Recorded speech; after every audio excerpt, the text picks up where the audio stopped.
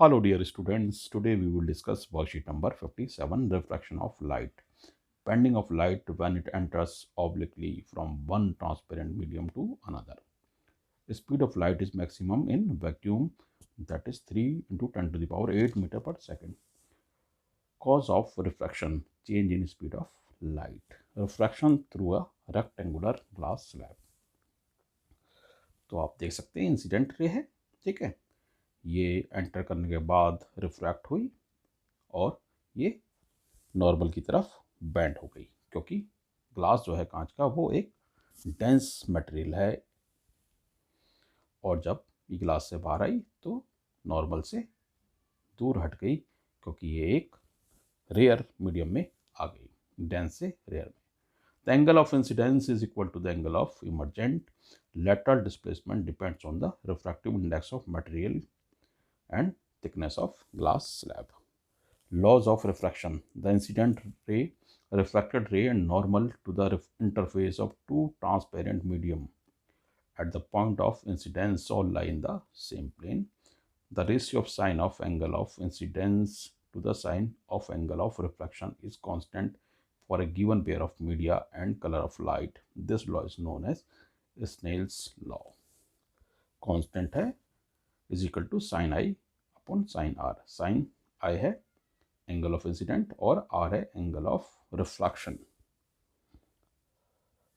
Refractive index n is equal to the ratio of speed of light in a given pair of media. N is equal to speed of light in medium 1 and upon speed of light in medium 2.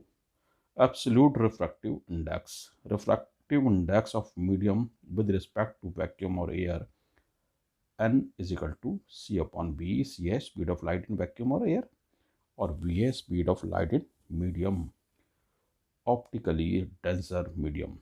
Out of two given medium having higher value of refractive index, here this is the glass slab is denser medium, optically rare medium.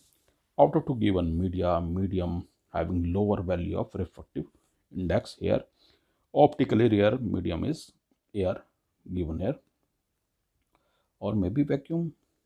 Air or vacuum, these are the rarer mediums. When light enters obliquely from rarer to denser medium, it bends towards the normal. When light enters obliquely from denser to rarer medium, it bends away from the normal. Refractive index of the diamond is highest until date, that is 2.42. Let us discuss the question now. Find the speed of light in glass. If the refractive index of glass is 1.5 and c is equal to 3 into 10 to the power 8 meter per second. Refractive index of glass is 1.5. n is equal to यानी 1.5 given है. c यानी speed of light in vacuum or air is 3 into 10 to the power 8 meter per second. ठीक है, तो n is equal to c upon v. तो v निकाल लेंगे. v is equal to क्या होगा, c upon n. c क्या है, 3 into 10 to the power 8 metre पर सेकेंड, यानी speed of light in air और वैक्यूम, अपॉन n, यानी n क्या है 1.5. तो हमारा आंसर आ गया 2 into 10 to the power 8 metre पर second.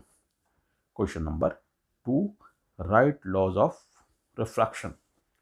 Laws of refraction. The incident ray, refracted ray and normal to the interface of two transparent media at the point of incidence all lie in the same plane. The ratio of sine of angle of incident to the sine of angle of refraction is constant for a given pair of media and color of light. This law is known as Snell's law. So constant is equal to sine I upon sine R. I is angle of incidence, R is angle of refraction. Draw label diagram of refraction through glass slab. तो आप ये ऊपर वाला diagram बना सकते हैं. ठीक है, इंसिडेंट रे है ए बी, ये रिफ्रैक्ट होने के बाद आफ्टर रिफ्रैक्शन बैंड हो जाती है टुवर्ड्स द नॉर्मल. आप देख सकते हैं N2 की तरफ बैंड होती. उसके बाद जब ये इमर्ज होती है तो ये नॉर्मल से दूर हो जाती है, band away from the normal. Lateral displacement आप देख सकते हैं. तो ये डायग्राम आप बना सकते हैं।